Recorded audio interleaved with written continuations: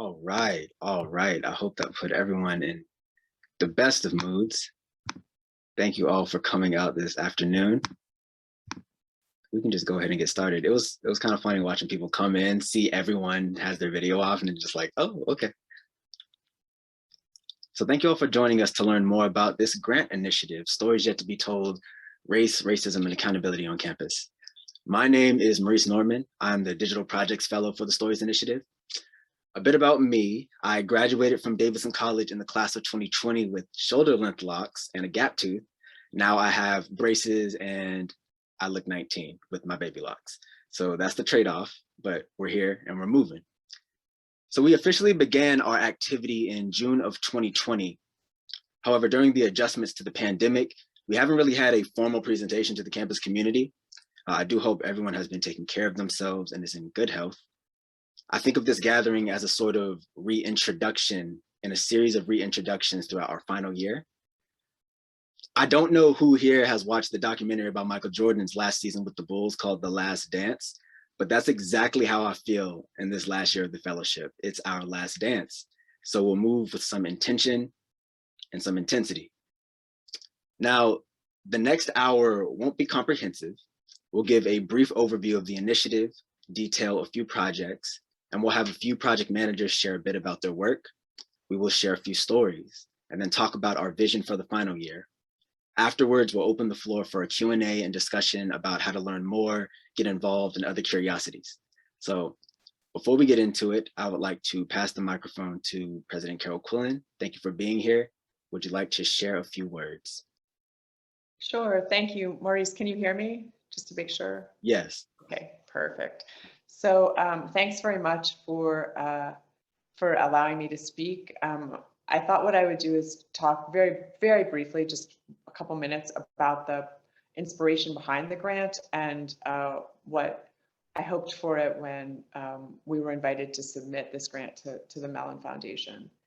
So Stories Yet to Be Told, Race, Racism, and Accountability, from my perspective, was a project that aimed to turn campus spaces, broadly construed, into sites of engagement that would compel us to interrogate structures of race and racism. Space is very broadly construed. So a space could be a physical space, it could be a classroom, it could be a virtual space or an archive, it could be a single class, it could be publication. A space can be, very broadly construed in the context of this grant. So in other words, how could we build on the amazing work that faculty, students, and staff are doing at Davidson already, and at the time we're doing already, to ensure that there were spaces on campus that would provoke conversations, analysis, challenges, and explorations of structures of race and racism that persist on our campus and in our broader community. And as I thought about this, this was a presidential grant, so in effect, we could write the grant for anything, then they would consider it. I thought about all the amazing work that had already taken place at Davidson, and I thought about the ways in which the gallery and Leah Newman and others had transformed some campus spaces through public art. I thought about the student art installations on campus and the inspiration there. I thought about projects like the Microaggressions Project and the Outsider Monologues that highlighted stories that we might not otherwise hear, and then all of the amazing community engagement work that takes place through the Center for Civic Engagement, as well as ongoing research and projects in classes across the institution that highlight the history of racism and its persistence on our campus and in our community.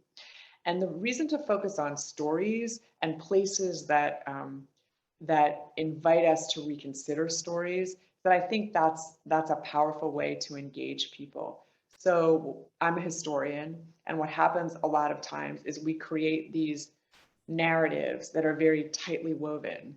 And a tightly woven narrative, whether it's the history of a person or the history of an institution or the history of a country, a tightly woven narrative can suppress or hide or mask stories that don't get included in it. So how do you resurface, whether in the past or the present, voices and stories that the stories we normally tell hide.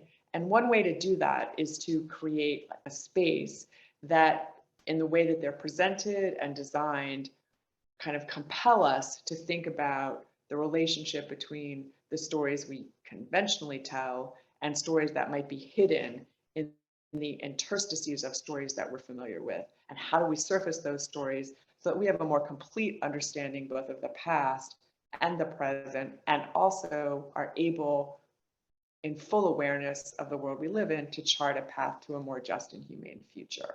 So that was the inspiration. And through the creativity of others who've submitted projects, I think we've been able as a community to demonstrate the range of ways in which we can compel conversations and questions about the history of race and racism through telling these stories.